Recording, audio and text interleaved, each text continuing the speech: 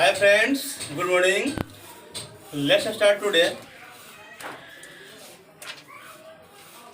Your next chapter as 11.2, question number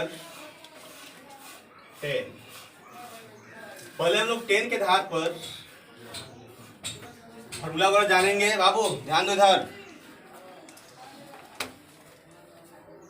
यदि मान लीजिए कि r वेक्टर बराबर a1 vector plus lambda b1 vector पहला लाइन का हो और एक दूसरा लाइन r वेक्टर हो a2 vector plus lambda b2 vector. यदि ऐसा दिया हो तो इस कंडीशन में इन दोनों के बीच cos थीटा बराबर b1 vector dot b2 vector upon magnitude of b1 vector magnitude of b2 vector होता है।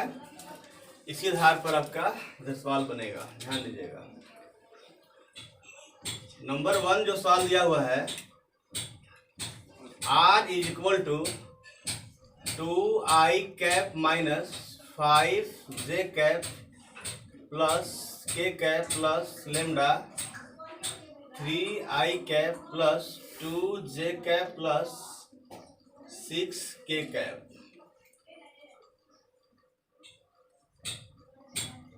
7i cap minus 6k cap plus new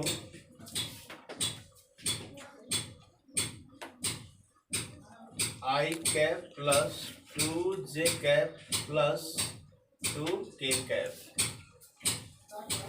दोनों में हम लोग ये जो लिए हैं लेमडा लेमडा, तो दोनों ये क्या है, अदिश राशि होता है, एक वास्तविक संख्या के रूप में होता है।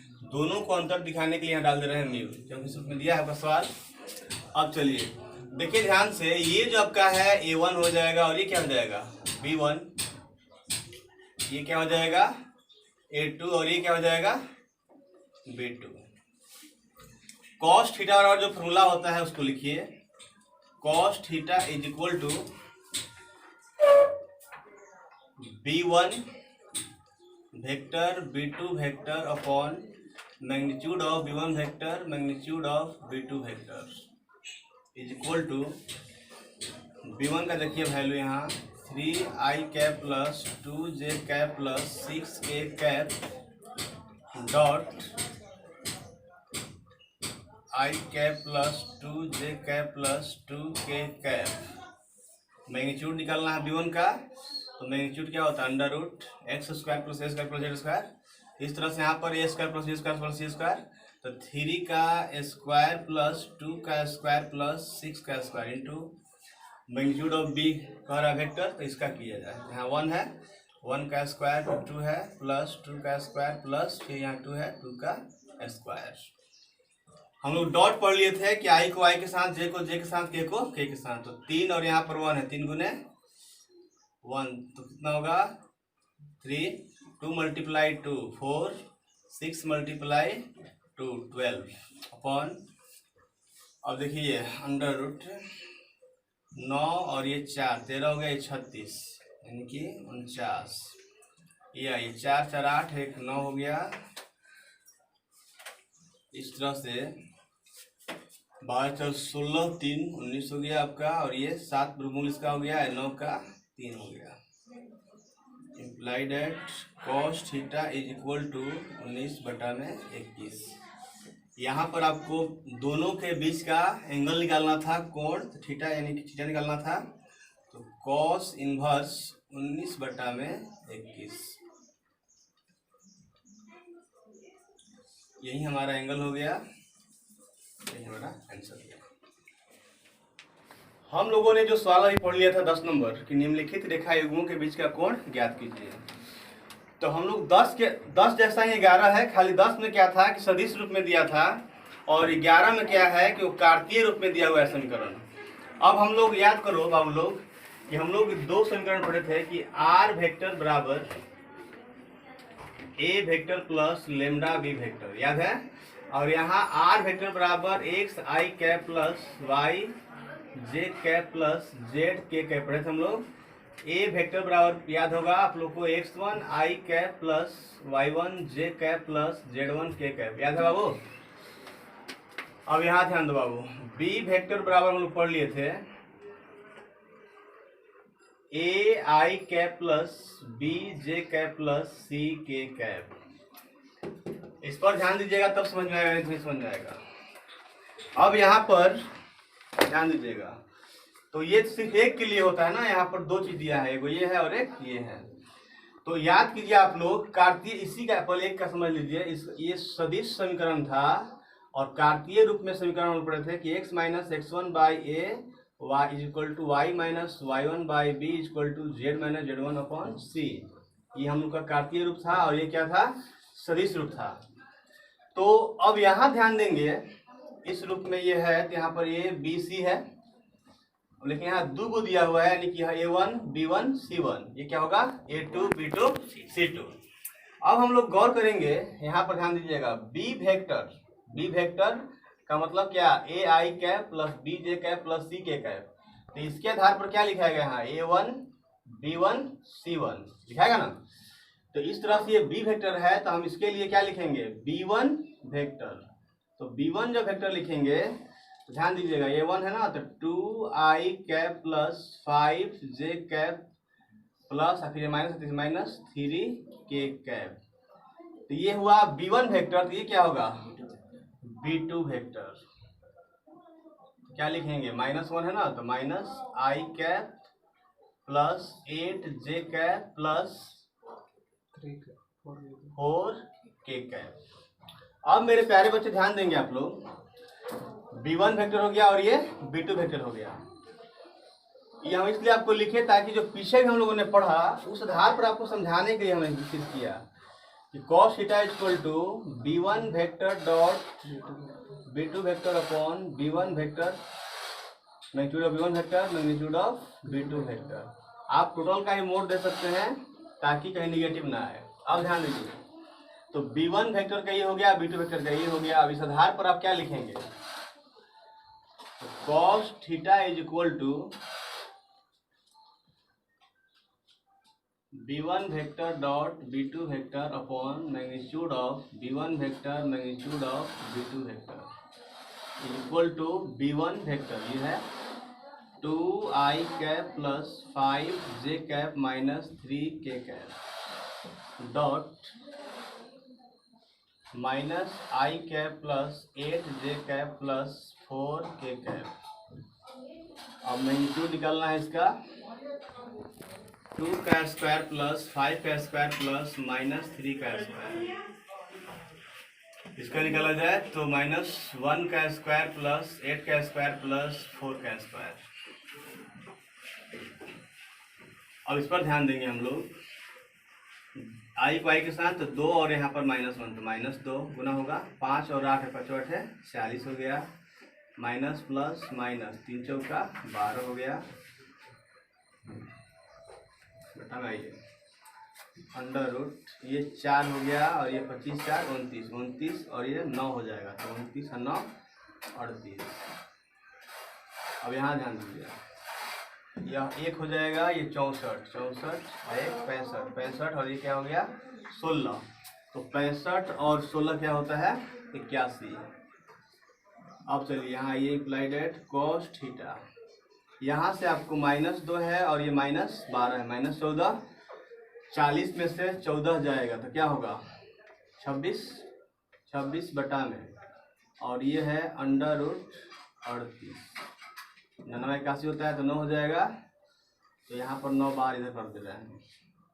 Theta equal to cos inverse 26 बटा में 9 अंडर रूट 38। यही हमारा दोनों के बीच का एंगल हो गया। जैसे पहला बना है वैसे आपको दूसरा बना लेना है अपने आप से। अब हम लोग 12 नंबर प्रश्न पर ध्यान देंगे। यहाँ दिया हुआ है कि P का मान ज्ञात कीजिए, यानी P बराबर व्हाट, फिर ध्यान दीजिएगा, फिर कह रहा है ताकि रेखाएं इतना और इतना परस्पर लंब हो। परस्पर लंब के लिए हम लोग पढ़ लिए थे कि A1 A2 plus B1 B2 plus C1 C2 is equal to 0। याद है? अब थोड़ा सा ध्यान दीजिएगा। तो यहाँ पर हम लोग ध्यान देंगे cos theta equal to b1 vector dot b2 vector दिया हुआ है। अच्छा, तो एक हम बात कहना ही चाह रहे थे कि यह b1 जो वेक्टर है आप समझ लिए थे कि यहाँ वाला होता है। अच्छा, तो b1 वेक्टर का मतलब आप क्या समझ रहे हैं, ध्यान दीजिएगा।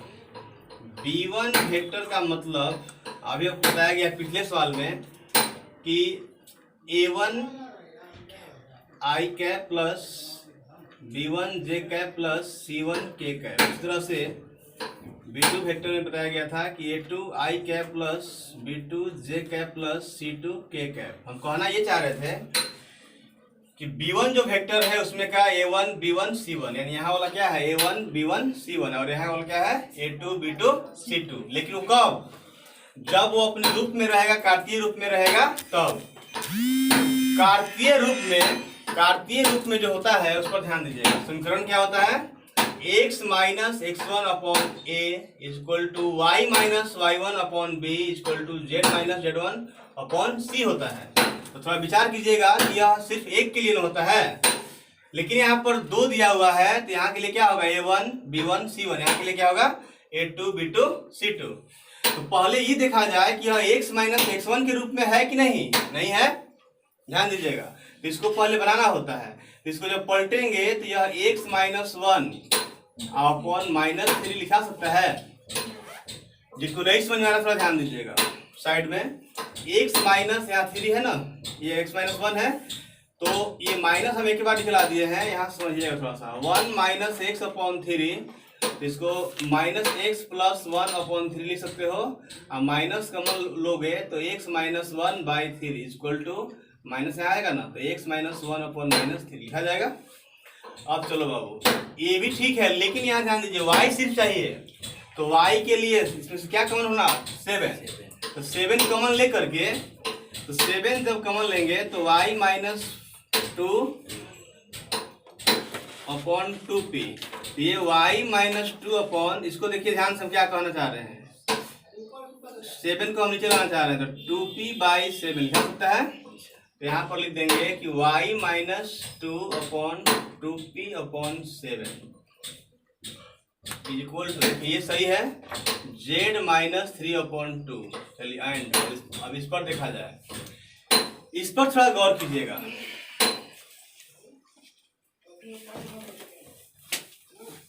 इस पर हम ध्यान देंगे कि अभी इस रूप में लाना है x माइनस x1 के रूप में, तो नहीं दिखाई दे रहा है, तो 7 माइनस 7x अपॉन 3p, इसमें सीधा आइए, तो माइनस 7x प्लस 7 लिखा सकता है 3p। अब इसमें से माइनस 7 कॉमन लीजिएगा तो x माइनस 1 बाई 3p। इस तरह से x माइनस 1 अपॉन, ये नीचे लाना है तो माइनस लिख सकते हैं 3p अपॉन माइनस 7, चाहे माइनस यहाँ लिख सकते हैं, कोई दिक्कत नहीं है, लिखा जाएगा। ये मेन बटा है, तो क्या लिखेंगे यहाँ पर x minus 1 upon minus 3p by 7 is equal to, देखिए ये अपने रूप में सही है, y minus 5 upon 1 is equal to 6 minus z है, देखिए ऐसा दिया है ना, तो प्लॉट दीजिए, तो एक बार प्लॉट देंगे तो z माइनस 6 अपॉन माइनस 5 लिखा जाएगा।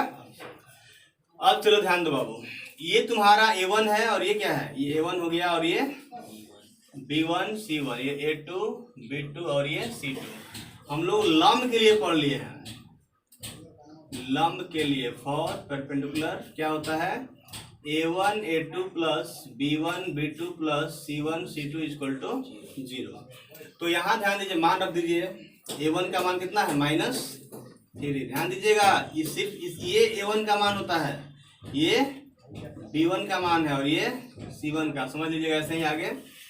चलिए ये हो गया a2, तो -3p अपॉन 7 प्लस b1 का वैल्यू 2p अपॉन 7, b2 का वैल्यू 1 प्लस c1 का वैल्यू 2, c2 का value -5 is equal to 0। Imply that, इसको कीजिएगा माइनस में प्लस हो गया, 9p upon 7 plus 2p upon 7 minus 10 equal to 0। LCM ले लीजिए, 7 9p plus 2p minus 20 is equal to 0। इस तरह से ये 11p हो गया और माइनस 7 इज इक्वल टू 7 गया उधर, 0 मल्टीप्लाई 7 0 हो गया। Imply that 11p is equal to 0 और माइनस जाएगा 70, तो क्या हो जाएगा प्लस 70, तो 70 हो गया। सो p इक्वल टू 70 बटा में 11, यही हमारा p का वैल्यू हो गया।